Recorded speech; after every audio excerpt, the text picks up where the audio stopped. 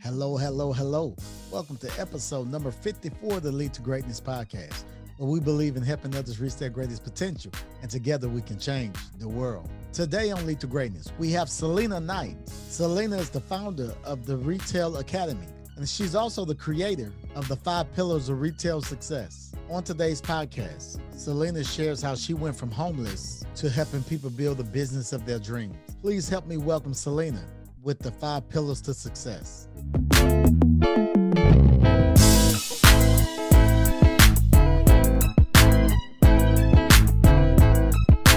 This is Cedric Francis, and you're listening to Lead to Greatness.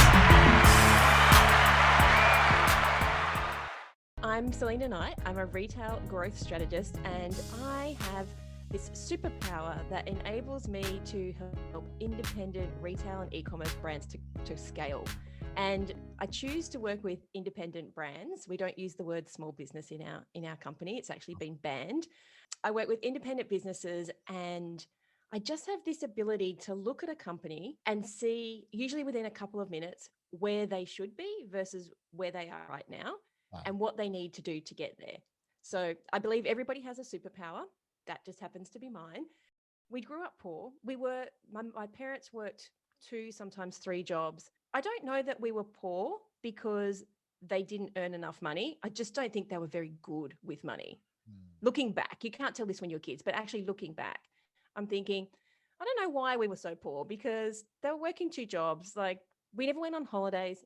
We only had 1 car, all those kinds of things. And I quite often had to look after my brother and sister when they worked their night jobs. So there were days when I couldn't go to school because we didn't have lunchbox food. So we might have had stale bread, but we didn't have the muesli bars and the cookies and all the things that parents would put in there. So and I used to hate, so here in Australia, we wear a uniform to school, and we would have mufti day where you could go in your street clothes. I used to hate those days because I never had the latest fashion. So I think that was probably the beginning where I was like, I don't ever want to have to live like this. Probably subconsciously, I was like, I am out of here. Like, I don't ever want to be in a position where I'm thinking, crap, I can't pay that bill ever again. And so my grandmother, who was a huge influence on me, literally worked herself into the grave. When I was 14, by then my parents had split up. My mum was a single mum. I had an older brother who was mentally unstable. He lost it one night. She had always, for whatever reason, found him to be the favorite. And so he got quite violent. Violence ensued. And the next day she came home and she was like, you have to go. So she decided that I was the mitigating factor. So I had to go. The only problem was I didn't have anywhere to go.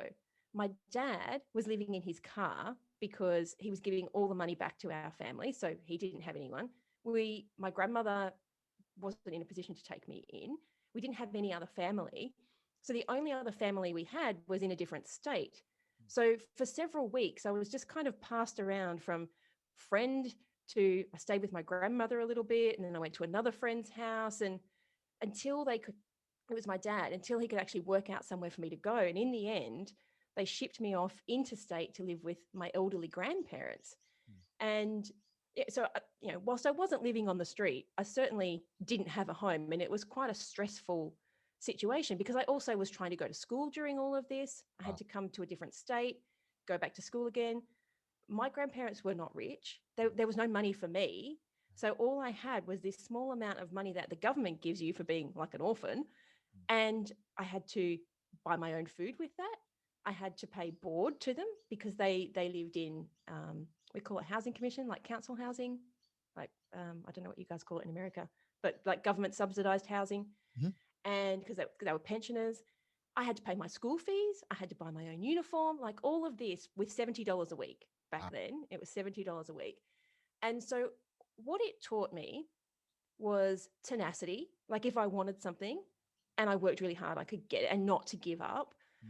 But it also taught me to work really, really hard for what I wanted. The sad part is, and I think that was just because I'd spent my whole life around all these people who worked hard for every single dollar that they had. The sad part is, I'm now 45. You do not have to work really hard. I have ended up in hospital with burnout. I've had mumps, which doesn't even exist in Australia. I've had stage 2 kidney failure because I worked myself into the ground. I'm totally fine now. But the fact is, you don't get any more for working harder. If you did, every person who worked hard would be a millionaire, Mm. but they're not. And Jeez. so it took me a very long time to work that out. I've only worked that out probably in the last like 8 years. So Jesus. fast forward to anyone who's listening, please don't take 30 years of your life to work that out. Work it out right now. It is really about working that whole working smarter thing, like having that focus. I'm okay with that whole hustle thing for a really short period of time, but not for years and years on end because it doesn't last. You do not have to work yourself into the grave to make money and to be happy. I promise you from experience, you do not have to do that. And so how did I get here? I moved back to Sydney with my grandparents due to this very strange schooling thing between Queensland and New South Wales. You're supposed to change years because their schooling system is a little bit different. Mhm. And I never did. So I ended up graduating school 2 years early. So when most people are graduating school at 18, I was 15, about to turn 16. So here I was finished school, finished my like year 12, Wow. and I had to go out and get a job. By then, I moved out of my grandparents' house, and I remember renting my first apartment and saying to the guy, "Am I allowed to sign a lease when I'm only 15?" Wow. It was just a private rental, and he was like, "Look, if you pay the rent, I don't care." But I did. I went and I got a full-time job, and I went from there. And I worked really, really hard. I worked two jobs for a very long time to be able to afford to buy my first house. If we can all cast our minds back to 2007, just to give you a reminder, we didn't have data on our phones in 2007. If Right. you wanted to send a message to someone, if you wanted the letter A, you pressed the number 2 button once. If you wanted the letter C, you pressed it 3 I times. remember that. Yeah, but people forget that that was only 2007. And Wow. so I remember going into hospital to have my baby and having to buy a prepaid dongle so I could email the pictures to my in-laws back in the UK. So I started an e-commerce business while I was pregnant, importing sustainable fabrics into Australia. And I used to make all of my sales. I had a website, but all of my sales were done through forums. Remember those? That's Wow. how long I've been in the old digital marketing industry. And so I had a website and it started to make money. It was when Facebook first started to come out. I was one of the first businesses on Facebook. And as we started moving into that social media train, that was when the sales started coming in. And all of this had happened while I was doing this kind of on the side while I was working for the government. It was never supposed to be a moneymaker. It was just something to do that was fun, that I found interesting. But by the time I'd gone back to work, I was making almost enough money as I was going to work. So I decided to throw it all in and I opened my first bricks and mortar retail store. What happened from there was basically I didn't know. I had a business degree. They don't teach you any of this stuff in university. Wow. And I threw a lot of stuff at the wall to see what would stick. So the great thing about the GFC taught me a whole bunch of stuff really, really fast. Also, probably slowed down a lot of my growth, but I ended up growing that into a multi-award winning chain of stores and I sold it off in 2015. And now I use my superpowers to help other people to do the same. Wow. Let me ask you this question. So, when did you realize and discovered that superpower and said, you know what, I need to do something with this? I think somebody pointed it out to me. I remember when I got my first business coach, and that was probably back in about 2010. And she kept talking about this thing called a signature system. Like you have to have a process. I had no idea. It took me like another 7 years to work that stuff out. And I remember I still have, it's not on my desk now, it used to be on my wall. I still had this little kind of roadmap that I'd drawn out in Photoshop of the things that I would do as I grew a business. And it was like, understand your money, find customers, build an email list. And it had more steps than it does now. And then I came up with the 5 pillars of retail success. Like it wasn't I woke up one morning and was like, hey, this is a thing. Here's a funny story, just a quick background. When I was 5, I was diagnosed with encephalitis. I was the first person in Australia to be diagnosed with encephalitis. Now, that is swelling of the brain. Quite often, you don't recover from that. And I had rubella, the German measles. And I was given last rites. I had to learn, I survived, obviously. I had to learn how to walk again. I feel like I have no medical, no medical diagnosis for this. I feel like at that point in my life, my brain flipped. And now it does everything, it just interprets everything so differently to everybody else. And so quite often it's that concept of when everyone zigs, I'm like, oh, I'm zagging over here. That's and so I I never start at the beginning. I always start at the end. And inside of one of my growth programs, Scale Your Store, it's a big running joke that whatever you think you have to do, you actually have to do the opposite. And so Wow. this is the whole premise of the 5 pillars of retail success is everybody tells you to do what you're good at. People are saying do what you love and you'll be successful. Be known for one thing, because the problem with doing what you're good at is you're already good at it, Ah, right? Making it even better is maybe going to give you like a 1% increase. Doing the thing that you are 100% crap at is going to give you exponential growth. So that is the core of the 5 pillars of retail success. Find the pillar that you are crap at, your business is failing massively at, huh? and there's always one. And when you put your attention into that for 90 days, reminding you that you personally do not have to do this. You can have other people, other resources, other tools to do it. Doing what you're good at might get you a 1% increase in growth. Doing what you're crap at might get you, and I can tell you from experience, a 30% increase in growth in 90 days. Like, which one would you prefer to have? The 30%. I want the 30%. Yes, yes, yes, yes. The 5 pillars of success. How can this help unlock tens of thousands of dollars? So, the 5 pillars, let me just quickly go through them. Money, and that is understanding how money comes into, moves around, and going out of your business. So that's like fiscal knowledge. But quite often, that is things like processes as well. Because if you are leaking money, quite often it's because you've got poor processes or you're not in control of your money. So then we have sales, which is the making of the money, which is the part everybody wants to jump straight to. Then we have customers.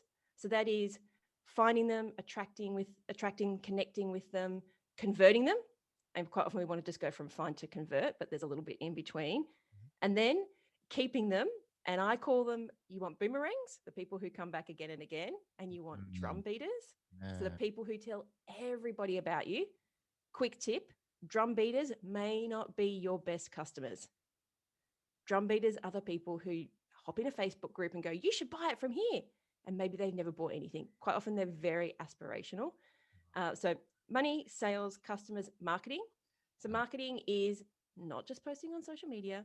Marketing is telling the world that you exist and getting people to want to buy your stuff. Mm, That's marketing in a nutshell. And then we have what I call the missing pillar, which is impact. And impact is building, we say building a brand, not just a store. Impact is building something, this intangible thing that people want to connect with when mm, it comes to your brand. Apple do it really well. Lululemon do it really well. I mean, there's loads of brands who do it really well, but people will buy your stuff just to have your stuff. yeah. And it's Tom's shoes, sometimes it's a social enterprise, sometimes it's status, sometimes it's convenience, but people will buy your thing because it makes them feel. What is the thing that you avoid? If you avoid opening your bank account statements every single month, those credit card statements, you probably need to get hold of your money pillar. If Mm, you are getting to the end of the month and going, we had a great month, but there's no money in the bank, you probably need to look at money pillar. mm, If you have people coming in the door or people coming to your website and you're not getting sales, you've got a conversion problem, you've got a sales problem. Maybe you're hiring 16-year-old teenagers to work in your store who just like talking rather than actually selling. Maybe you need to make some tweaks on your website. Maybe your messaging is wrong. But sales is the making of the money. Obviously, customers, there's those 6 different points that you can be looking at. And at any one time, any business, I don't care if you're a multi-billion-dollar business or you're a 20 grand a year business, one of those things is stopping you from growing. You can have a think about it, or if you're in retail or you want to have some fun, I've got this fun little quiz that you can do. It takes 2 minutes and it will actually do a quick audit of your business. Every single question is fun. There is not a percentage, there is not a number. It's completely data driven. It took us about 6 months to build. wow. But if you do the quiz, it will tell you which pillar you need help with, and it will even give you a blueprint of things that you can start doing now. Salenaknight.com/quiz. And my name is Selena with an A, so Salena. You pick a pillar for 90 days, Mhm, but you're going to have to draw on those other pillars. So mhm, if you tell me marketing is great, the reason I'm asking you this question is, are we marketing to make more sales? Are we marketing to grow your customer base? Are we just marketing to get your brand out there? So you can draw on the other pillars, but the whole point is for 90 days, your focus is on marketing. You already have an awesome, like, do we just need to draw on the people you already have and maybe refine an offer? Or do we need to just email them more? Do we need to get you out there more? Or do you just not have the people? Maybe it's a new product or a new service. That is a very different marketing effort. And this is where Mm. people come undone is because they say, oh, marketing. And then they do 20 different marketing activities. But you can't do 20 different marketing activities in 90 days. And this is why we say 90 days. You can do another one in 90 days. But if you just focus on one or two things and you put your time and energy and resources, it may not be you personally, but you put your people or your money into that, that is when you see exponential growth. But quite often, as business owners, as visionaries, we're on to the next thing 48 hours later. We're like, oh, I should try this. I should try this, says the person who knows this from experience. Yes. So, which part of the funnel do we need to hone and master in our 90 days? New product. Oh, that would be the focus. So new products. So realistically, we don't need new clients. Like we don't need to spend money. If we get more people, Mhm. that's awesome. If we can draw more people in, that's a bonus. But if you're releasing a new product and you already have a customer database, it is way cheaper to get the people who already know you excited about that. So I would say your marketing is a product launch for this new services. That's it. Your whole focus for the next 90 days should be a product launch. And we actually have a product launch checklist. It's 2 pages long. So there are that many steps in a product launch. It will take you 90 days to do it really well. You could maybe do it in 60. But everything from your Facebook ads, even if your Facebook ads are, or your Google ads or whatever you're doing ads, even if they're only going to the audience, if you upload your audience list from your email database, it's going to be super cheap because it's only going to be this big. But even if you're just showing ads to those people, someone's got to write those ads. Someone's got to implement them. Someone's got to manage them. Someone has to do the social media posts. Maybe you want to do some Facebook lives or Instagram lives. Mapping all of that out to do it well will be a 90-day project. And if you spend your 90 days on this product launch, I guarantee you that you will have far more success than if you just went, oh, I'm going to launch this thing in 2 weeks. Let's just send out a couple of emails and put some posts. And so the whole point is Wow. marketing, but what exactly are we trying to achieve? So we always work out the end goal first. And if you're going to do that, if you were working with me, Cedric, I'd be, okay, what is the goal? How many of these products or these spots or the slots are we going to sell? What's our stretch goal? And how much revenue are we expecting to make? And in what time frame? And that's when you get results. Jeez. That is a huge knowledge bomb. And you said 90 days.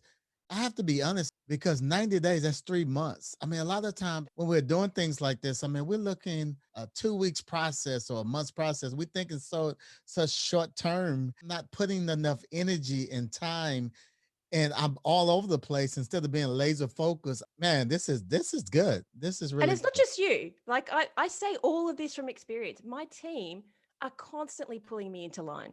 They're like, no, we're not going to do that because you said this, we're focusing on email marketing.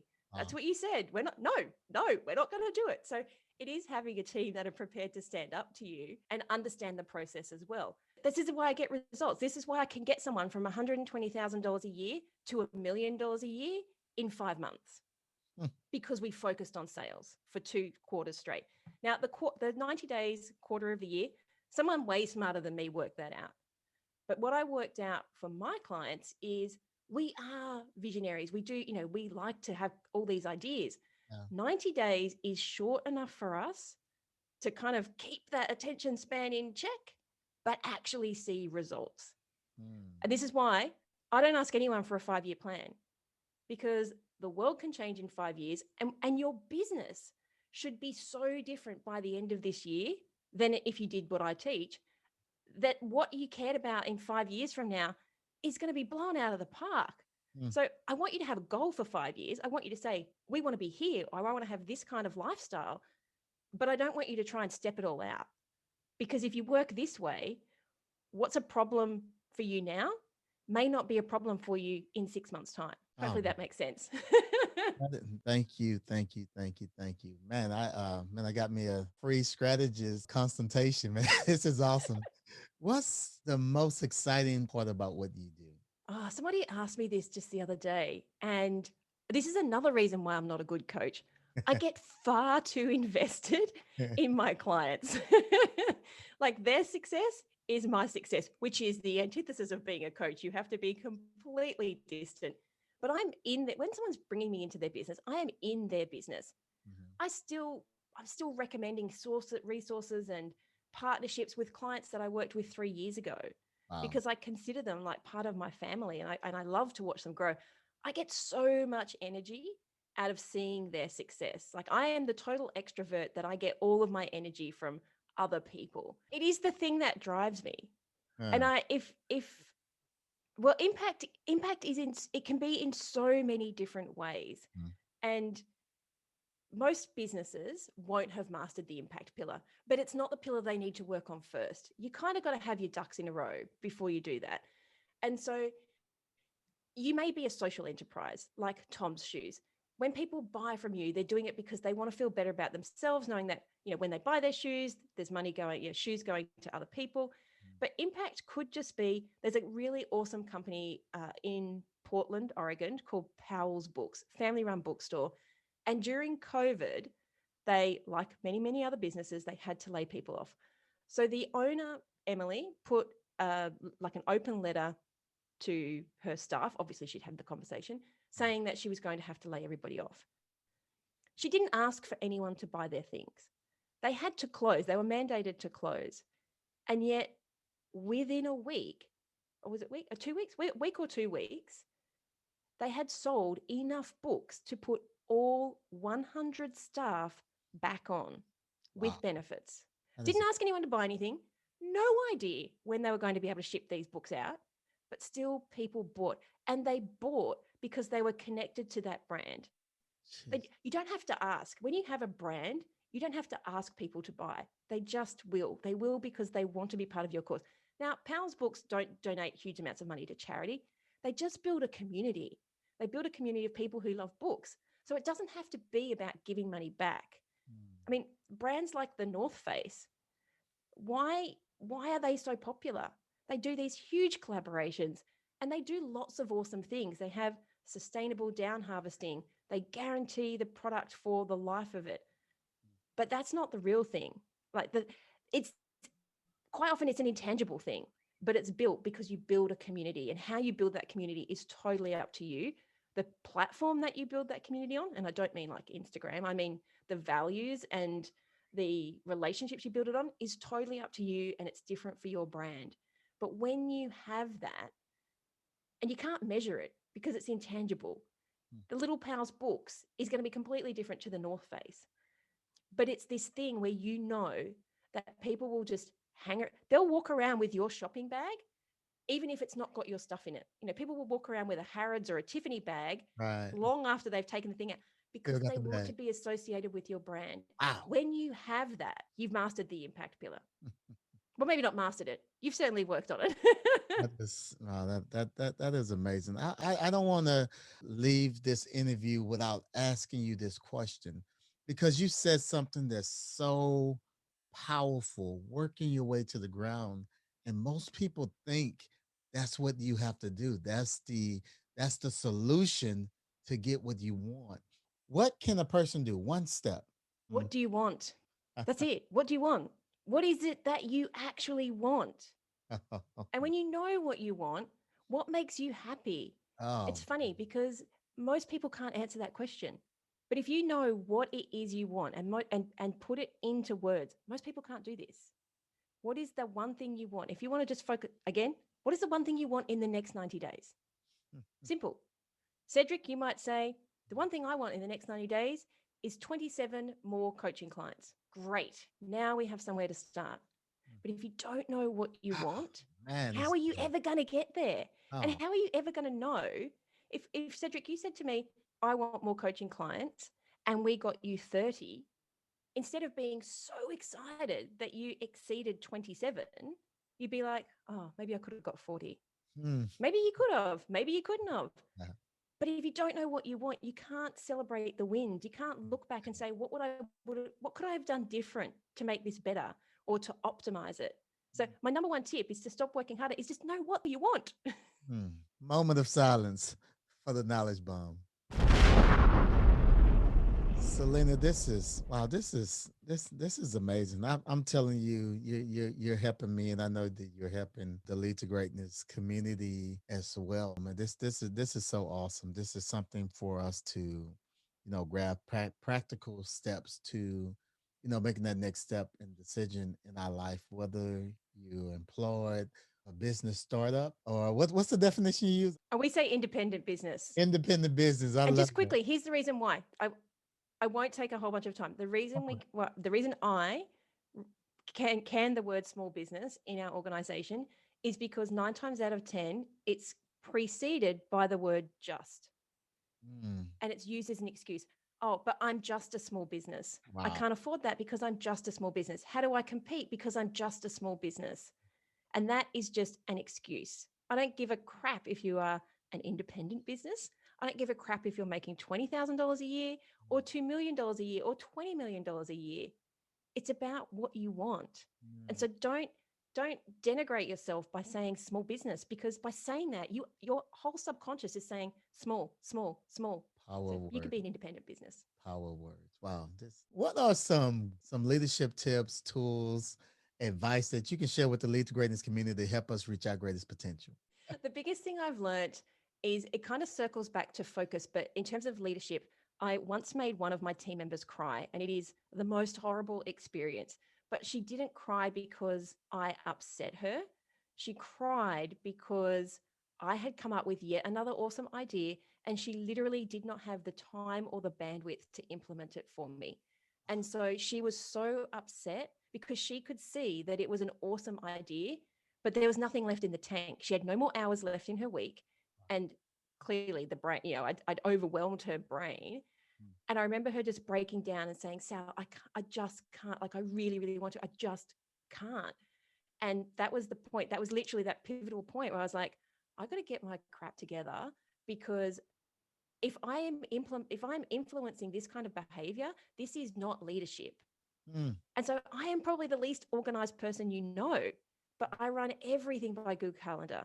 I put everything in there because I don't want to let other people down, and I don't want other people. We use Asana project management tool because I end up being the bottleneck. And if I haven't got that responsibility, then, and I don't have it documented, it just falls by the wayside, ends up as another there's a lot of piece of paper on my desk. And then I let other people down.